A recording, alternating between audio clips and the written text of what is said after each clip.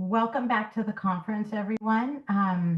I'd like to introduce Dana Gale-Young, who's a professor of communication and political science at the University of Delaware and director of the university's Center for Political Communication.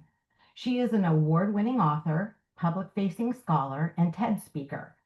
Dr. Young has published over 70 academic articles and book chapters on the content, psychology, and effects of political and health-related information and misinformation. Her work explores how and why people make sense of their words the way they do, and the role played by the media technologies in those processes. Her latest book, Wrong: How Media, Politics, and Identity Drive Our Appetite for Misinformation, explores the demand side of misinformation.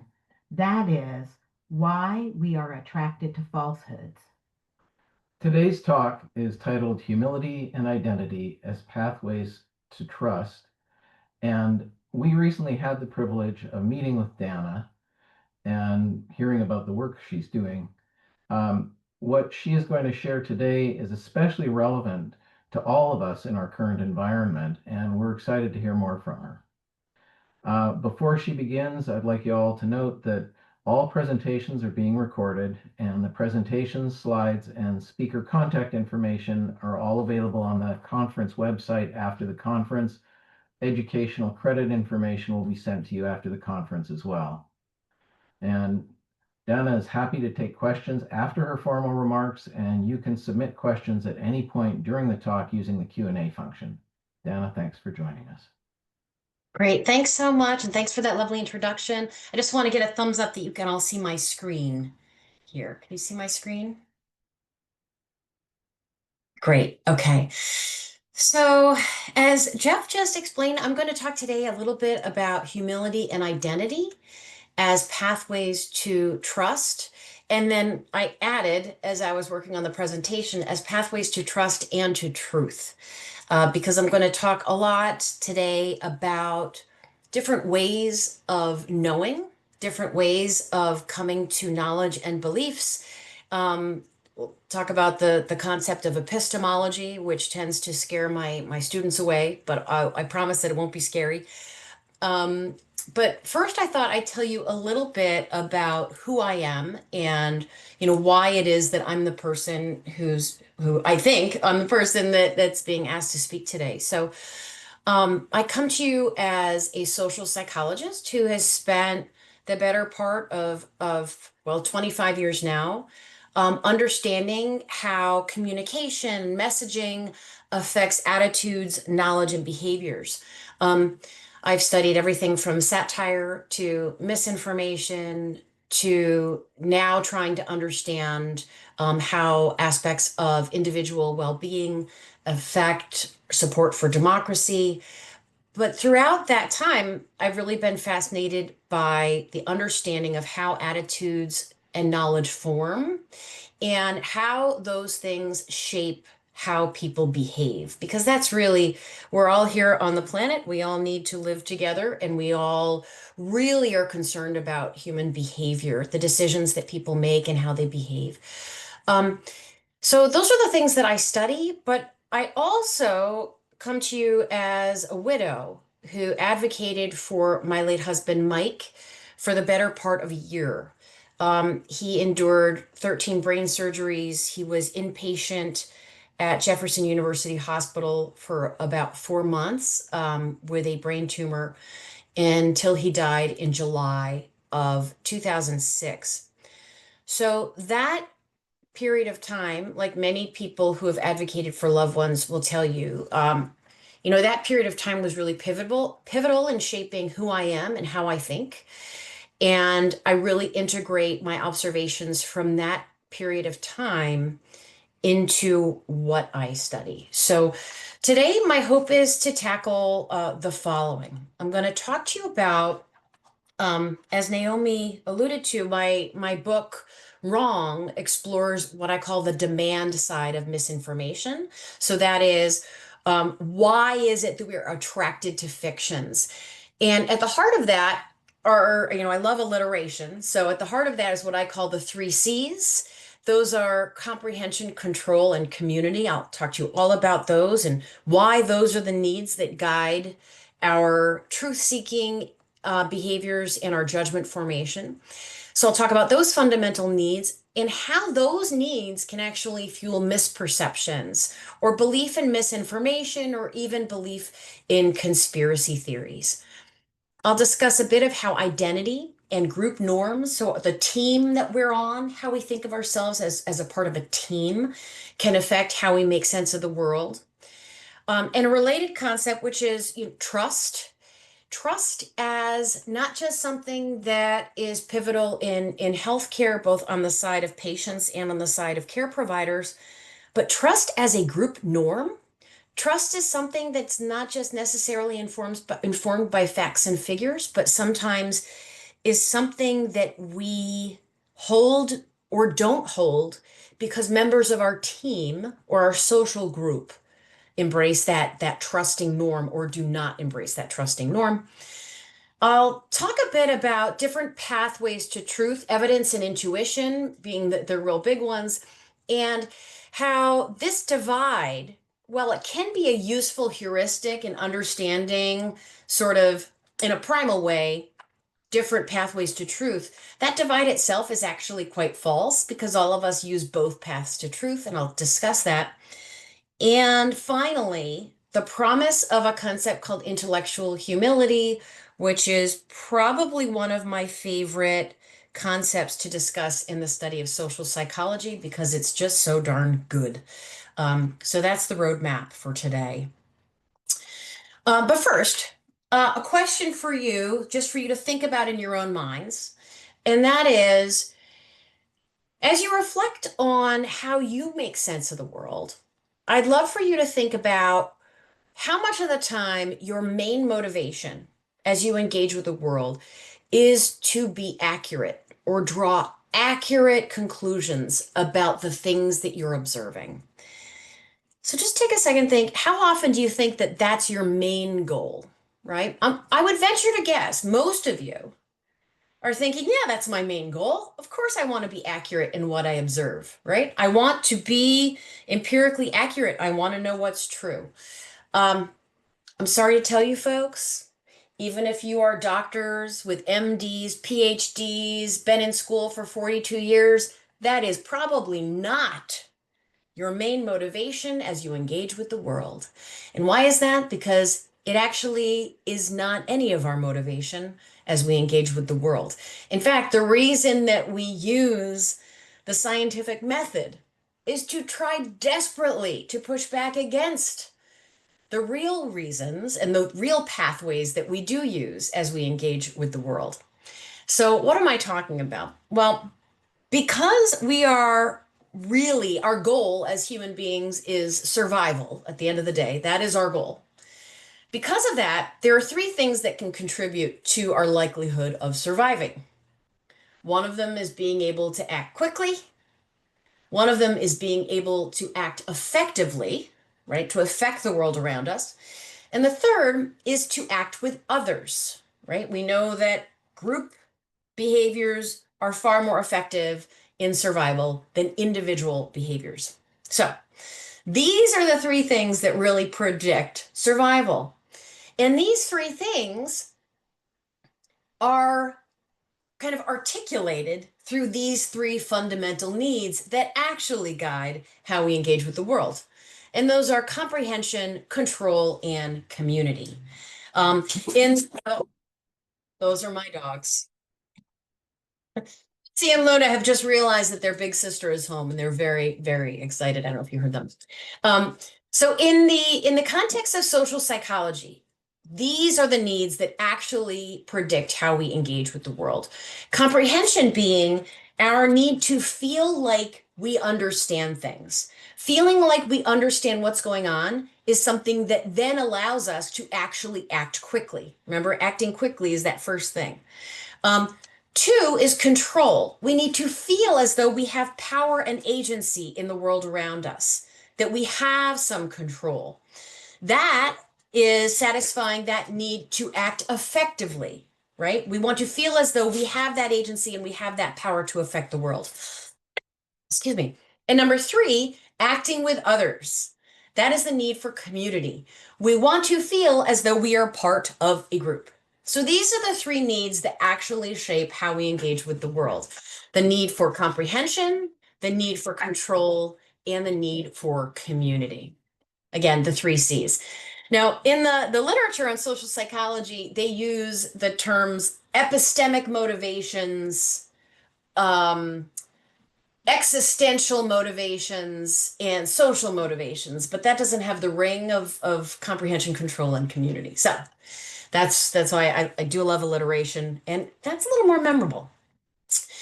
So now let's think about if these are the actual underlying needs that shape how we engage with the world, you can understand then how that may at times get in the way of coming to conclusions about the world that are accurate. Okay?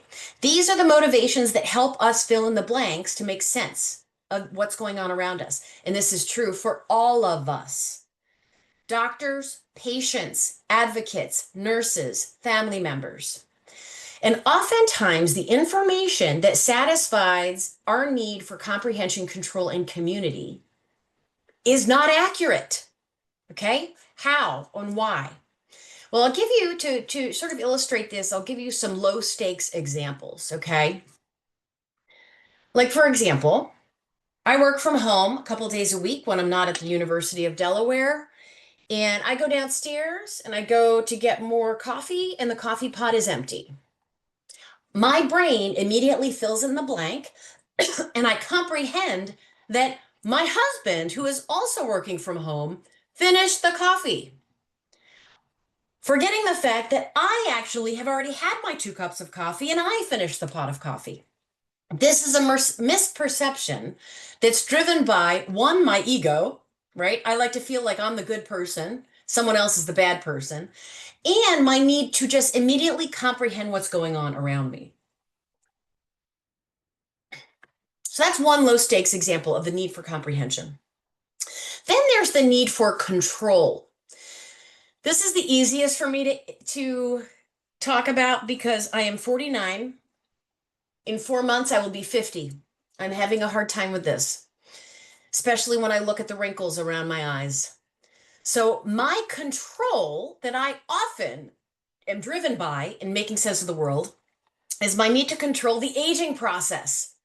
And that will often get me to embrace falsehoods about the efficacy of things like eye creams. I have spent hundreds of dollars on eye creams that show no empirical support, but gosh darn it, I want to have control over the aging process. And embracing this fiction allows me to have that feeling of control. Okay, so these are some low stakes examples. There's also the phenomenon that many of you are familiar with, I am sure, of conspiracy theories. Now, we especially are dealing with conspiracy theories in the realm of health. Conspiracy theories are, in terms of the broad definition, what defines a conspiracy theory? These are stories. They have a narrative structure about powerful people or entities that are operating in the shadows to secretly benefit themselves while they hurt others. Okay? Now, when it comes to comprehension, control, and community, conspiracy theories often very efficiently satisfy all three of these needs. Why is that? Well, conspiracy theories offer us a very efficient way of comprehending what's going on. That is, why is a bad thing happening? Because bad people are responsible for it. They did it. Okay? They offer a very efficient mechanism for control. If you get the bad guys doing the bad thing will stop. They also offer generally a sense of community because conspiracy theories blossom and thrive in communities of belief. This is why people really flock to these groups like QAnon, where there are conspiracy theories that grow. And the people in these groups, they're often lovely, they're friendly, they want you to be part of their community of belief. And so sometimes holding those beliefs is also about being a member of a team. So the reason that I explore these things and explain these is because, as you all know, working in healthcare, conspiracy theories related to health are very common. And not only are they common in the context of perhaps, let's say, the anti-vaccine community or in the context of COVID, for example, but we also find that among people who are going through health crises, either with themselves or their loved ones, navigating healthcare crises, they often become conspiracy theory adjacent for these very reasons we've just discussed. And the reason that I know this is that I was one of these people. And I was one of these people when my husband Mike was sick. I decided to share my story in 2020, mainly because I realized that many of the wonderful, smart people who I loved and respected in my life were starting to go down the rabbit hole of conspiracy theory beliefs related to COVID.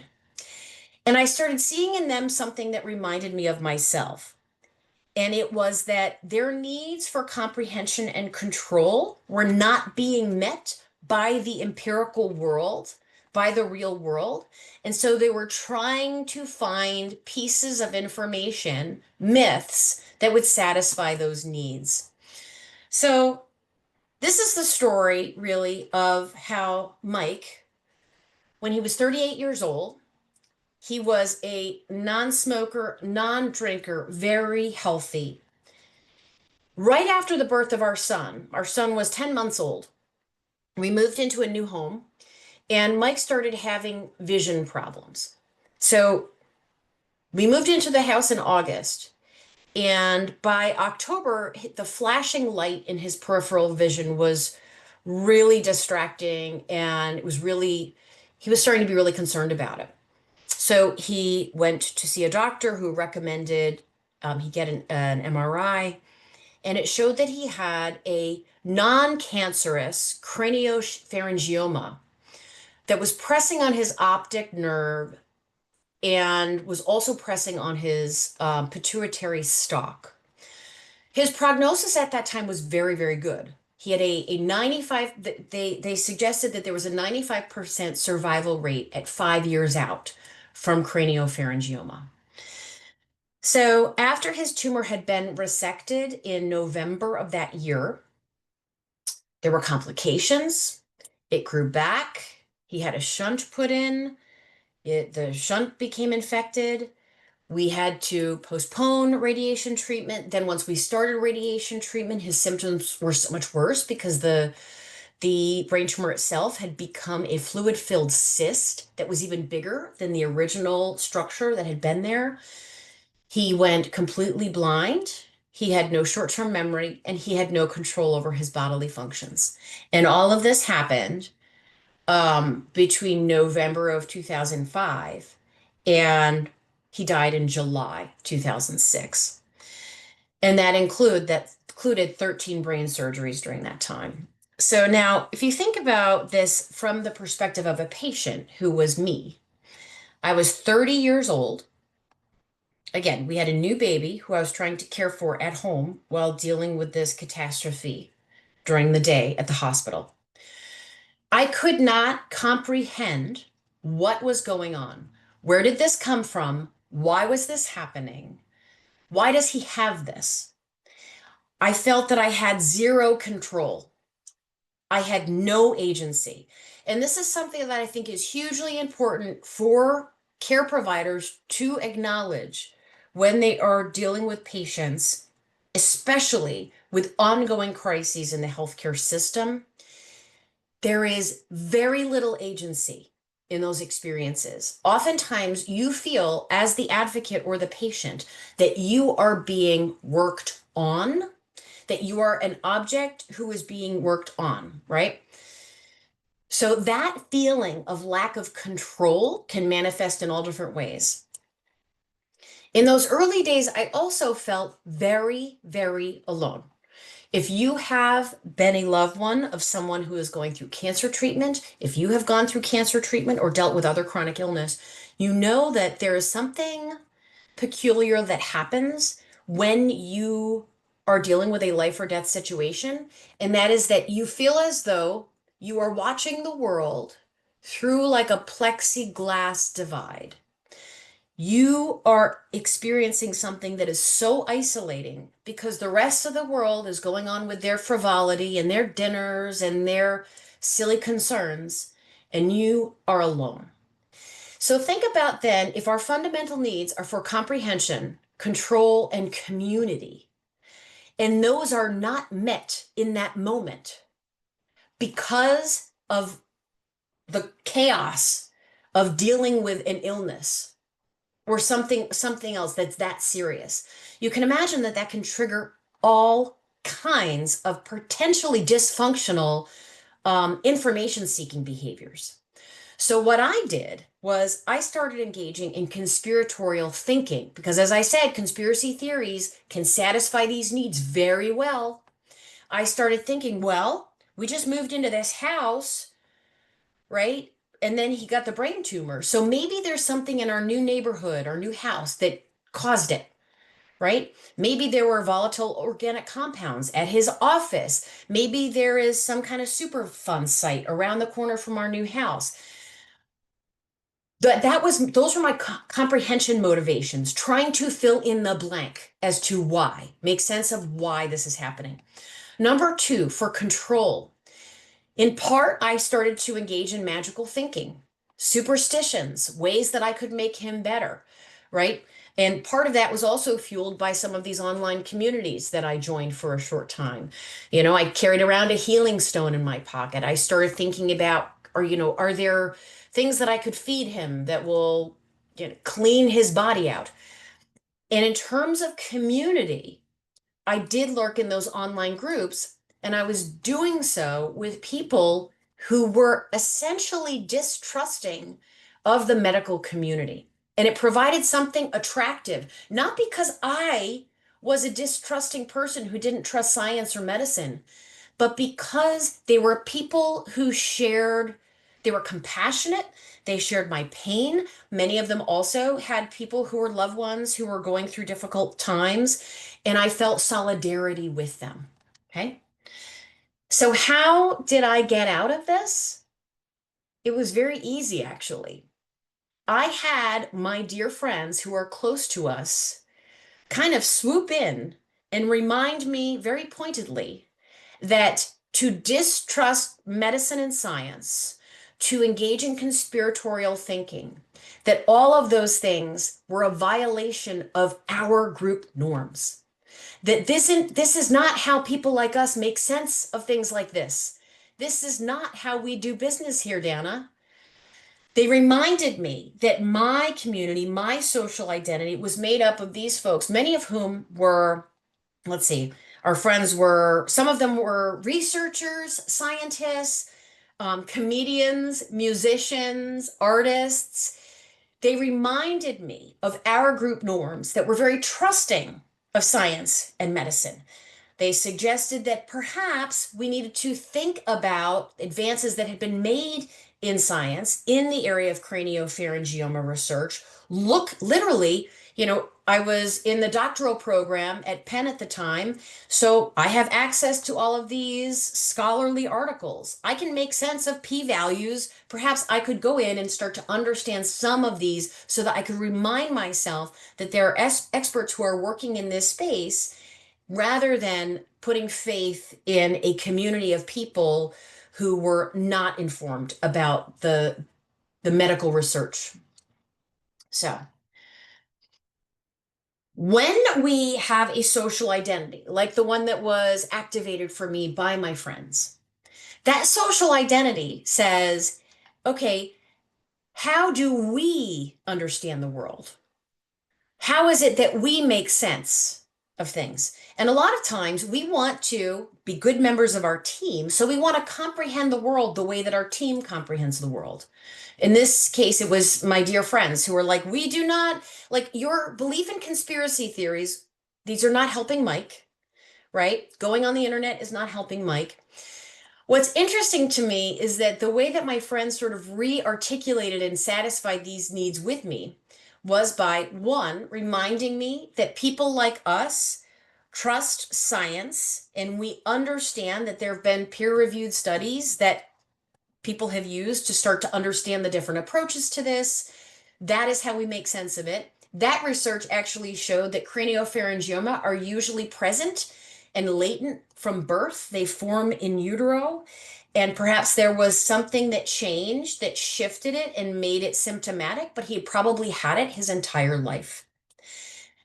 Our social norms, my friends, reminded me these behaviors are not helping Mike, but there are things that you can do to help have that feeling of control. So perhaps we can have control not by identifying targets of anger or suspicion, but by getting organized. So my best friend created a Google Calendar where everyone was given a password. They could all sign up for nights when they could go in and keep Mike company by his bedside, read him stories, listen to music, be there to help him navigate the dinner hour so that I could be at home with the baby. Those were control mechanisms that did give me a feeling of control, that did satisfy that need, that actually were helping him in real time. And in terms of community, by coming together and reminding me of our group norms and being there with me, signing up for times on the calendar, all of those things helped me feel like I was no longer alone. So recognize that this does two things. One, these needs then become satisfied through these other mechanisms that might be less dysfunctional. But because they are surrounding me and helping me satisfy these needs, they are demonstrating that I am part of a community, that I am part of a group of people. And perhaps I don't need to feel so alone and grab onto other communities in the process. Okay. So all of these things that I've been talking about, they really speak to this concept of epistemology, of sense making. They also reveal that the very way that we come to understand the world, the very pathways that we choose to follow to bring us to truth, those can be shaped by our team. And our team is sort of something that, I mean, it's nebulous, it changes all the time. But we can think of it as, are there cues in the world that are signaling to us what social identity is activated at a particular time? So social identity and the team that we think of ourselves as being a member of tends to also cue ways of coming to truth. So my friends reminded me that our epistemology is rooted in a trust in science, trust in medicine, right? That it's not rooted in conspiracy theories and distrust. But not every group has that, and not all trust is deserved. Not all trust is earned. So we know that there are communities who have distrust in medical science for reasons. And so understanding that and respecting that is also crucial as we have these conversations. What this shows, though, is that trust itself is epistemic, right? One of the ways of coming to truth is by putting trust in experts. Now, whether or not that is smart or not kind of depends on who that expert is and what they're advocating in that moment. We are in an interesting moment of populist politics where experts are not to be trusted. There's real suspicion about expertise. And, I don't want to get into whether or not, that is the right way to truth or not, but to recognize that trust itself is a pathway to truth, but it's just one of many, I think is important in sort of shaping these conversations. Just as distrust itself is also very influenced by group norms, right? This is something that we're seeing in our politics where if you ask people, okay, why are you distrusting of the vaccine, for example? Why are you not going to get the vaccine? Maybe they say, because I know that the people who are telling me to get it are not to be trusted. That lack of trust, unfortunately, has become baked into our politics in ways that I'm sure many of the folks who are on this call may have witnessed downstream effects of that. So in addition to the trust issue, I want us to think about two other epistemic pathways that are really useful as we think about different ways of making sense of the world. So I love this graphic because it's very oversimplified and it kind of illustrates this false dichotomy. That is the head and the heart, right? Ever since the ancients, there have been conversations about whether there is a disconnect between rational considerations, rational thinking versus emotional thinking. Um, so sometimes, some of this literature comes with the terminology of intuition-based reasoning versus rational thinking. Perhaps you're familiar with Kahneman's book, Thinking Fast and Thinking Slow. In that book, Kahneman refers to system one thinking as the automatic, sort of intuitive based. Really, these are heuristic processes. These are cognitive shortcuts that make for an efficient engagement with the world. And then Kahneman refers to, on the other hand, system two thinking, which is more thoughtful and analytical. In the communication world, we talk about this as central processing versus peripheral processing. So I'm saying that this is oversimplified because I'm here to tell you that we all of us, use both ways of coming to truth all the time. We could not survive if we did not use intuition and common sense to come to truth most of the time. If you were trying to use rational, analytic, system two thinking most of the time, you would never leave the house. You would not be able to pick out a vegetable at the grocery store. It would take hours. So remember, part of what human beings are motivated by is this need for efficiency. Efficiency says intuition and common sense are going to dominate most of the time. So now I have studied this a bit, and as I said, it turns out that both of these ways of thinking are highly correlated with one another. In fact, the people who report using intuition and feelings and emotions and common sense to come to truth, they are more likely to also say they use analytical processes and data and evidence to come to truth. What that means is people who are thinking a lot use both of these things. Okay, so I thought that I could give you a sense of how it is that we measure these things because I always enjoy that. When we assess feelings, emotions, and intuition as pathways to truth, we ask people to agree to disagree, strongly agree to strongly disagree with the following. I trust my gut to tell me what's true and what's not. I trust my initial feelings about the facts.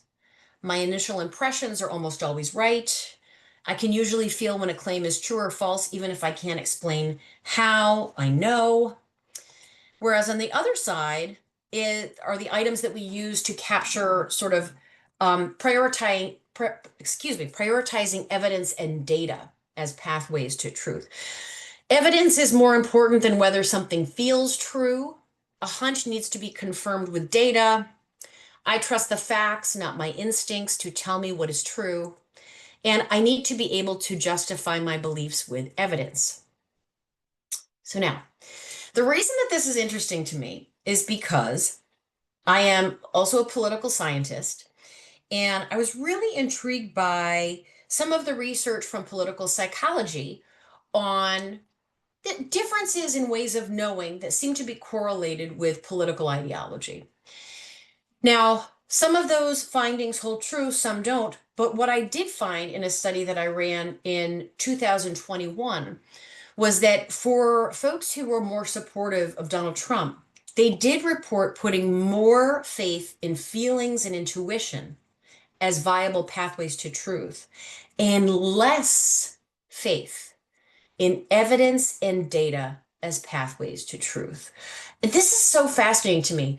And as I've studied it more and more, I actually wonder if these are, I don't want to say merely statements, but I think there's something very identity-based going on here. Like people like me claim that we prioritize feelings and emotions over evidence and data versus, all the folks with the in this house, we believe science is real, no humans illegal, love is love, all of those things.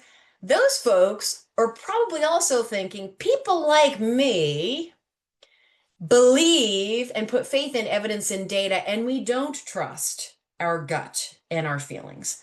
So there's something really interesting here about the signals that are given to people about normatively what is the right way to come to truth and which pathway do good people use. And I want to push back against that because I think it's baloney. I think it's baloney because number one, we do not want faith in science being correlated with political ideology, quite frankly. I mean, I hope that I don't come up against much pushback on that. We really don't. It is not good for science or for politics for people to have their politics inform their faith in science. That's generally not good. The other thing that's bad about it is that it suggests that some ways of knowing themselves are to be preferred among my group.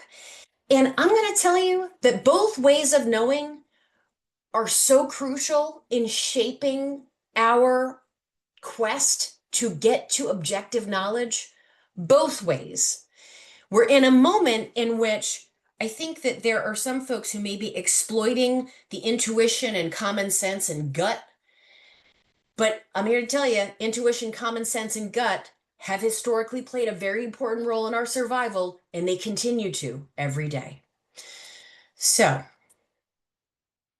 if you want to read a little bit about this divide, this is a book by Oliver and Wood that came out in 2018, and they do make the case that our politics have become increasingly correlated with our epistemology.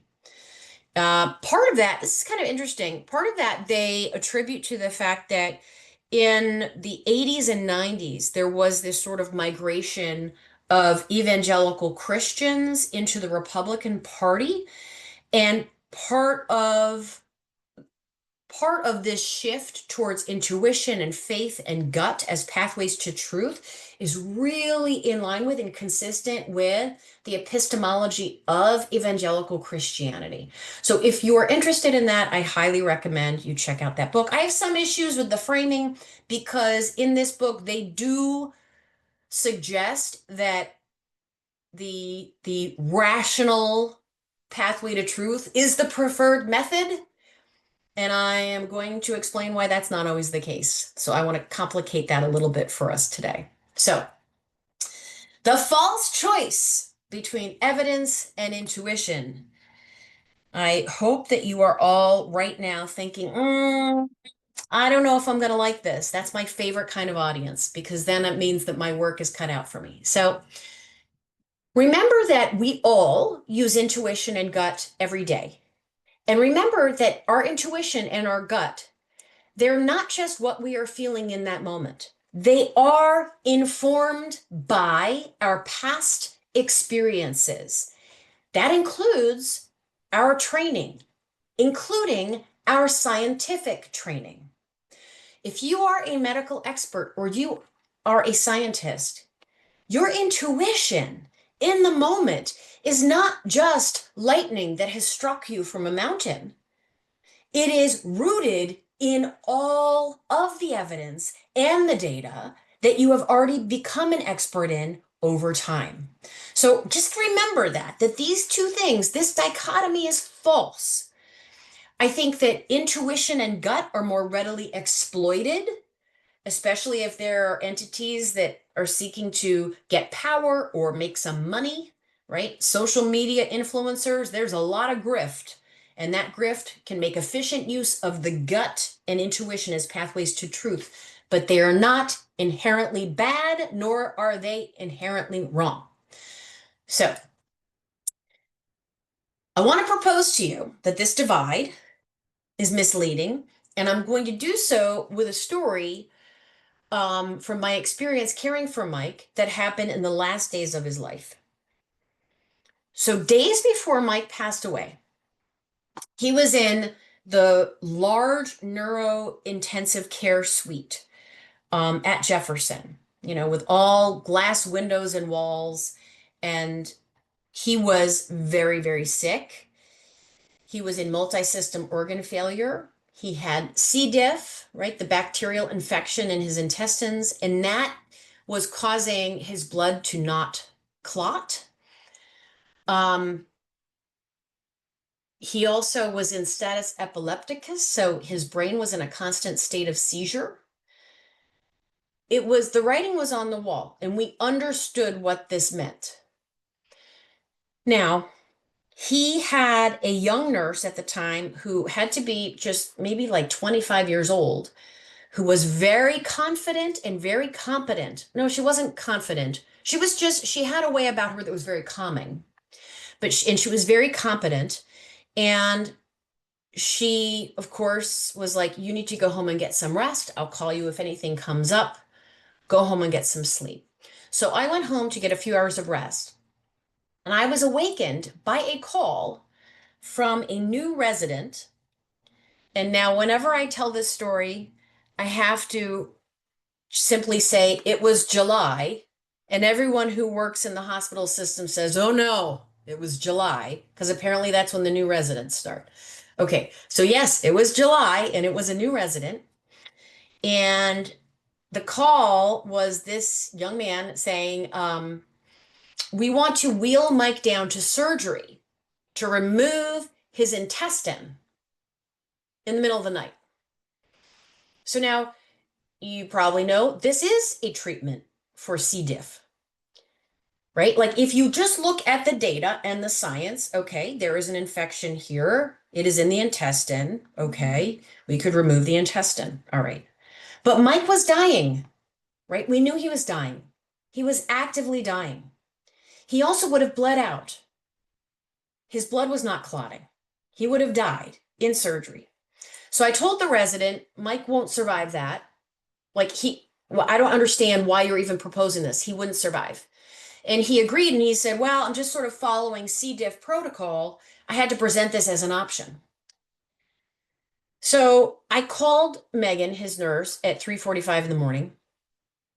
And she was like breathless with anger.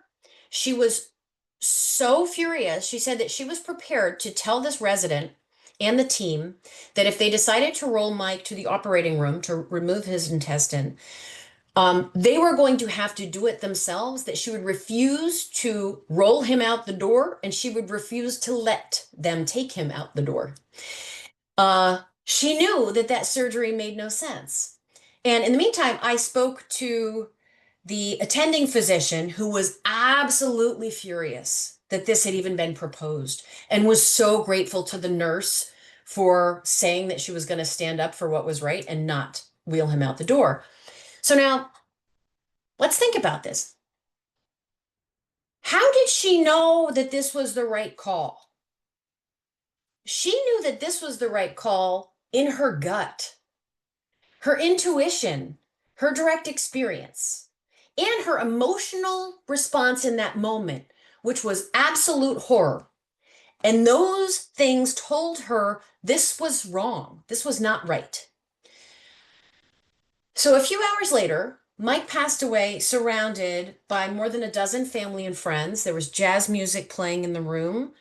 And rather than on a cold operating table alone under fluorescent lights, he had like ambient light. He was covered in a soft, cozy blanket. He had all of his friends talking to him and holding his hand. And I say this because sometimes it takes more than evidence and data to make a good decision.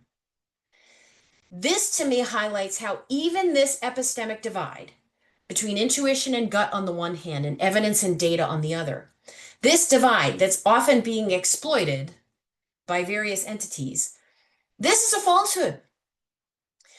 What's key, though, is that in order to acknowledge this, especially as people trained in science, as scientific researchers, as medical professionals, to acknowledge this, to acknowledge that science and data do not answer every question, requires something kind of amazing, and that is the concept that I will end on, which is intellectual humility, also called epistemic humility.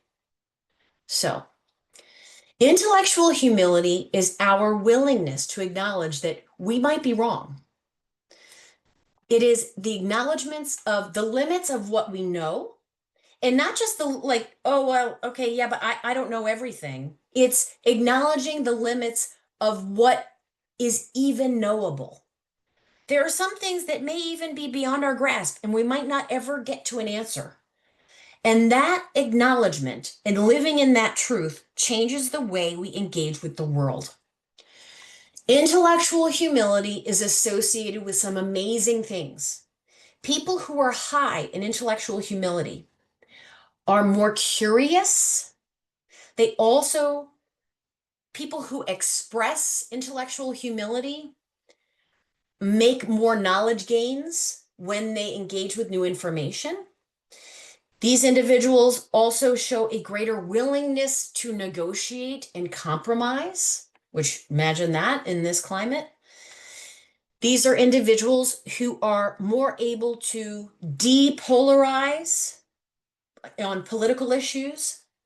People higher in intellectual humility show a reduction in the dehumanization of outgroups, right? Dehumanizing outgroups is very much part of our political atmosphere right now. People high in intellectual humility do this significantly less. They acknowledge the humanity of every individual. And in the context of communication, intellectual humility is associated with a reduction in belief in misinformation. So think about that. The more open you are to the possibility you could be wrong, the more likely you are to be empirically right. So why is that? Why is it that just openness to the possibility you could be wrong makes you more likely to be empirically accurate? Well, because if you are intellectually humble, you never remove yourself from doubt, ever. You always are open to the possibility that more or contradictory evidence might be around the corner. The reason that I love this so much is that this is a way of day-to-day practicing the spirit of falsifiability that is at the heart of the logic of science. You know, Karl Popper taught us that in order for a claim to be scientific, it must be falsifiable. You must be able to set up a test to prove it wrong. If you live your life with the spirit of intellectual humility, you are someone who will be engaging in what is called actively open-minded thinking, AOT, actively open-minded thinking. It means that you never rest in the comfort of your beliefs being true because you are never removing yourself from that doubt. Okay? Instead, you approach the world from a standpoint of curiosity and fascination, rather than what is really, truly an ego-driven need to evaluate everything as either good or bad or right or wrong, right? And let me just say, the world that we're in, the media system that we're in right now, think about the fact that we're always invited to like things, like it or dislike it. We are constantly primed to evaluate things as right or wrong or good or bad. That is not a mechanism to get to truth. A mechanism to get to truth is embracing this spirit of, oh, that's interesting. Oh, that's fascinating, as opposed to right or wrong. Okay. So also because I thought you might be interested in how we measure this wonderful thing, intellectual humility. Here are some of the questions that were part of the original intellectual humility scale. This comes to us from a scholar named Leary, Leary. So these are scales that we measure on strongly agree to strongly disagree, usually either a 5 or 7 point scale. How much do you agree or disagree with the following? I question my own opinions, positions, and viewpoints. because they could be wrong. I reconsider my opinions when presented with new evidence. I recognize the value in opinions that are different from my own. I accept that my beliefs and attitudes may be wrong. In the face of conflicting evidence, I am open to changing my opinions. And finally, I like finding out new information that differs from what I already think is true. Now, for those of you who are here who are, doctors or care providers, you can recognize that these are challenging. This is challenging because what it means is that you don't get stuck in your own sense that your way is the right way. Your diagnosis is the right diagnosis, right? Now, obviously, what's tricky here is that at some point, as a medical provider, you will need to come to some conclusion to be able to take some kind of action. But I think operating in this spirit at least brings us to the possibility of a time period during which you are engaging in that actively open-minded thinking, seeking out new information, embracing contradictory viewpoints, which will inevitably bring us closer to truth. That is something we know. So what does this look like in practice? 1, remember those fundamental needs, okay? Remember, when you're engaging with another person, be it a patient or a care provider or a family member, recognizing that the underlying needs that we and others are trying to satisfy are not wrong. They are fundamental. They are primal. They're not wrong. We need to feel like we comprehend the world, have control over it, have community within it. The question is really about how are those needs being satisfied, okay? And maybe we can help people satisfy those needs in ways that are more functional. Humility in practice means practicing actively open-minded thinking, looking to constantly adjust and update our beliefs all the time. Abandoning that inclination to reflexively see something as good or bad, right or wrong. Number 3, obviously related, never removing ourselves from doubt, right? If you sit in that space, I'm going to be honest with you, it is hard. I am someone who also scores very high in what's called need for closure, right? People high in need for closure like to land on an answer. Never removing ourselves from doubt means being okay if that sentence has an ellipsis at the end rather than a period. And finally, living according to that scientific principle of falsifiability. It's so funny. We talk about science and evidence, and I hear people use the language of proof, scientific proof. I tell my students, if someone says this has been proven, they're not embracing the spirit of science, because the spirit of science doesn't use that language. Spirit of science says we don't remove ourselves from doubt because we're always open to the possibility that there could be new information tomorrow. And for those of you who may be familiar with the show Ted Lasso, there are wonderful little nuggets in that show. And Coach Lasso says, be curious, not judgmental. And I'm like, that is the spirit of intellectual humility. It's saying, let's abandon that need to evaluate things as right or wrong, good or bad, and instead think, well, isn't that interesting? I want to think more about that. So I will leave it at that, and I'm eager to answer whatever questions folks may have. Thank you so much. That was such a full and rich presentation. And Great. I want to start just by reading a comment somebody had, which is, just because we can doesn't mean we should. what a great example. I'm sorry you went through that. Thank you so much. Thank you. And one person had a question wondering if you could talk about echo chambers in relation to conspiracy and community. Oh, that's great. Oh, that's a great point. So, yeah, so a lot of people talk about echo chambers in the context of social media, right? That people will perhaps end up in a Facebook feed where they're only shown points of view that they agree with.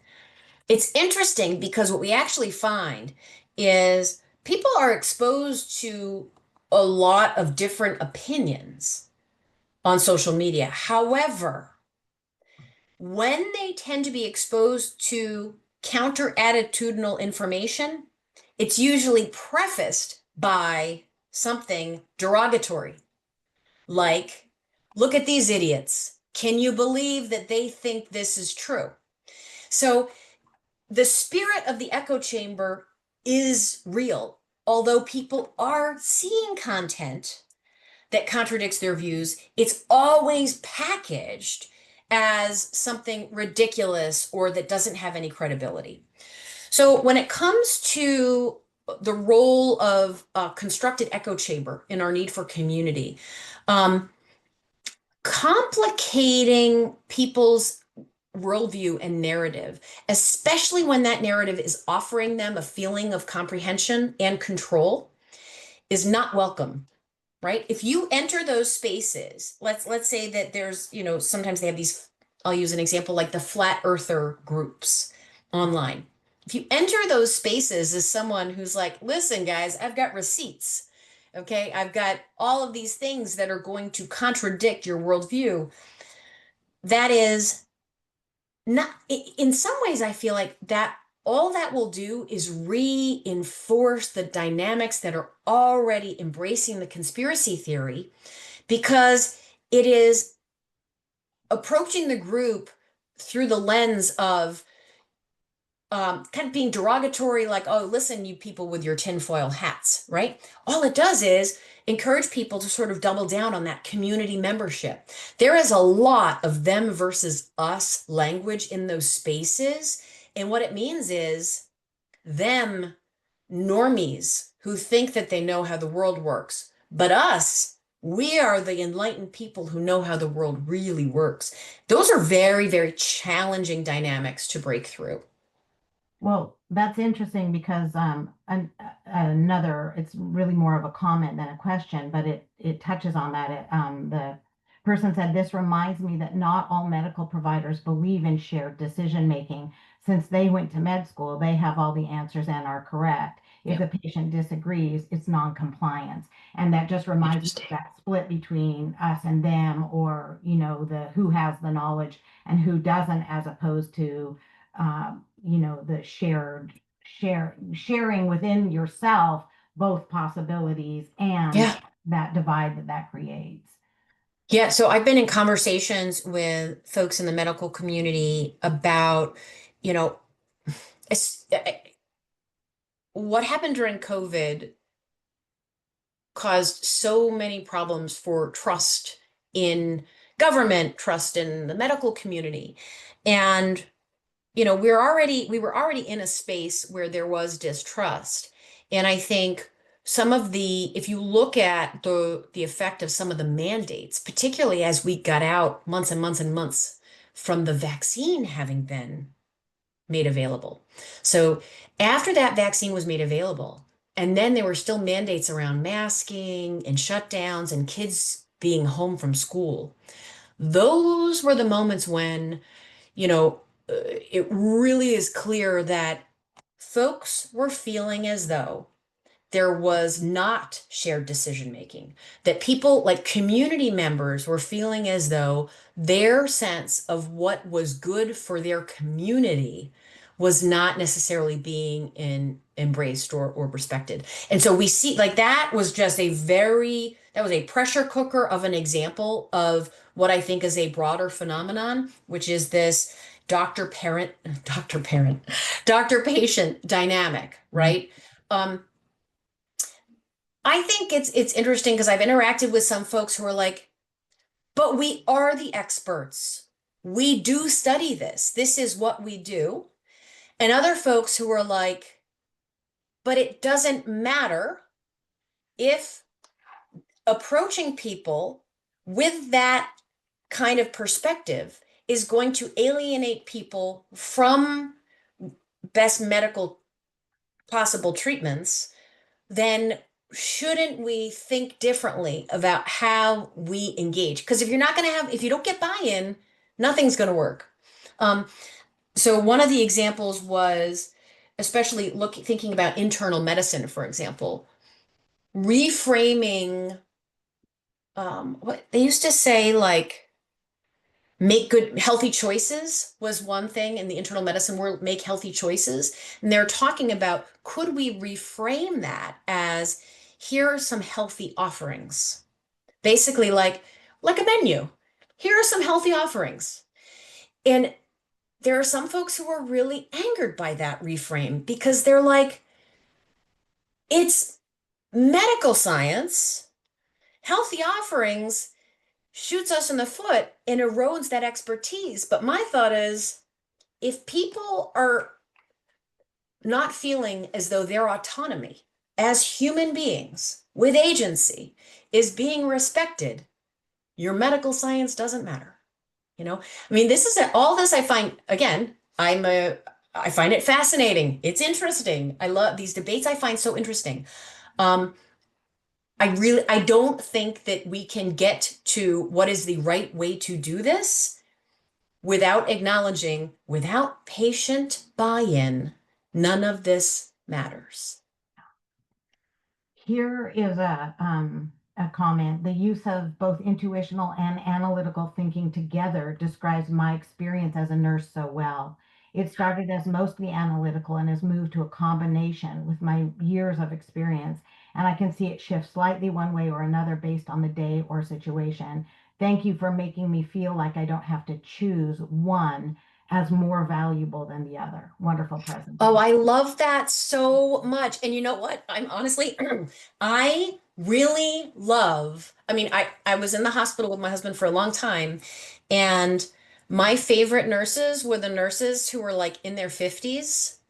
And, you know, the younger nurses, they were lovely. They were great. They had a ton of energy and they were like super happy to please. But the nurses who were like in their 50s and older were like, I have seen everything. I have a vast warehouse of experiences, and I can draw upon those in a heartbeat because those things inform what my gut tells me. Yeah. Let's see, there are a few more. One question is, to what extent is intuition biologically hardwired, akin to reflexive instincts, or Great. cognitively constructed through pattern recognition and learned or lived experience? Oh, this is great. Okay, so I have dabbled in this literature, and I think the answer is it's a little bit of both. So we do know that there are some psychological traits which map onto psychophysiological systems, namely how individuals orient to interpersonal threat in their environment. That seems to be a heritable trait. So if you are a high threat monitoring person, okay, the reason that that matters is that if you are a high threat monitoring person, you will tend to come to decisions quickly and efficiently because your body is trying to maximize the likelihood that you can get out of a situation alive. If you're someone who is not monitoring for threat in your environment, you can kind of chew your cud and spend time. All of the faculty members at my university are the second group, right? They can just talk about stuff to talk about it because there's no threat, and they just, you know. So those things do seem to inform then the extent to which intuition versus analytical thinking dominates how you come to truth. That's a really good question. We do know, though, also that if you are someone who is really practiced in a thing and you do a lot of learning in a specific space, you can really go back and forth between analytical and intuitive thinking in that domain really kind of seamlessly, because it's activated in your mind all the time, and you have a whole lot of knowledge about it. Mhm. So yeah. Great. I think we have time for just probably one more question, and Okay. that is, this person said, I agree with what you've presented, but given critical appraisal being a skill mostly not taught until graduate school, and few people will pursue a PhD, where does that leave us in terms of rebuilding trust in science, public health, legitimate expertise, etc.? Is there a way back from current success of misinformation? So I am always an optimist, and I will leave you with this little goodie. Okay. When I was studying belief in misinformation related to COVID, I was really fascinated by, what I was studying was the role of political identity salience. So people who really define themselves in terms of their political party, if they were Republicans, the more they define themselves in terms of their republicanism, the more likely they were to embrace the sort of COVID conspiracy theories that seemed to be coming from the right. Okay. So they were COVID is no worse than the flu, the vaccine will implant a microchip in your arm, etc. Um, now, that relationship was really pronounced in our younger sample.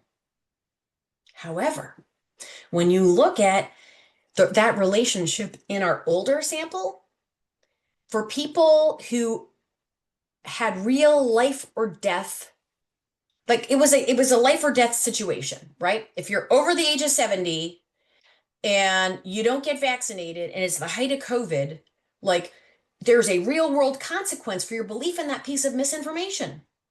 Among that older group, that relationship between political identity and belief in these pieces of misinformation, it like disappeared because those people just didn't believe the misinformation. So my sense is when there is enough at stake, when it is truly life or death, people have the motivation to engage in analytical thinking and truth seeking to get to verifiable, credible information. Now, is that true for every single person? Of course not. But the propensity is that if people are going to die and things are going to get really bad, then people will experience the motivation to engage in the kind of evidence-based analytical thought that will get them to whatever that answer is. Well, that's actually a great place to end. Unfortunately, there's still some questions and comments that we can't get to. I'll try and pass those along to you.